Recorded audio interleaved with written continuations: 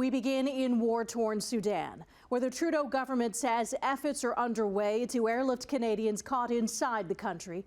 Today, the Foreign Affairs Minister said 100 Canadians have now made it out, but another 1,600 remain, including some from our region. Matt Ingram is following the story and joins us now with more. Matt. Taz, a 72-hour ceasefire which began at midnight is holding for now as foreign nations try to get their citizens out. Hamilton is one of the many communities around the world impacted by the horrific bloodshed. Several Hamiltonians right now are stuck inside Sudan trying to find a way out. Sarah Alizerig gets another message from her parents, Canadian citizens trapped by the fighting in Sudan. It's really scary. It's really upsetting. Nawal and Abdulazim Alizerig from Hamilton spend several months every winter visiting family in the city of Madani, about 200 kilometres from the capital, Khartoum. Sarah says food and fuel are becoming scarce. The resources are very limited.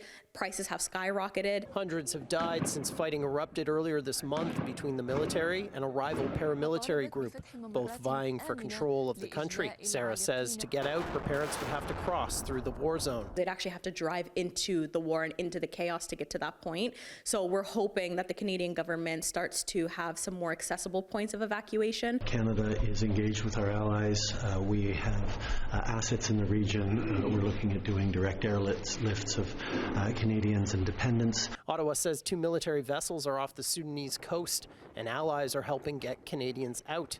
The Fed's saying 550 Canadians in Sudan have asked Global Affairs for assistance escaping.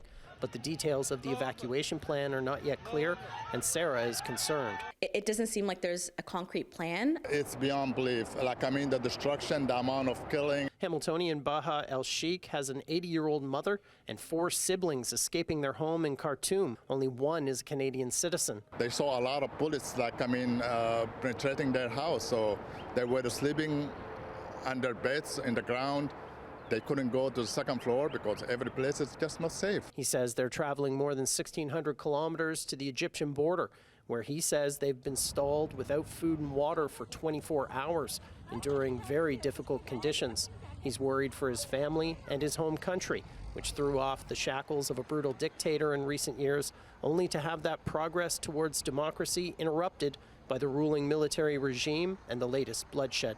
They were never serious about transitioning to a civilian government.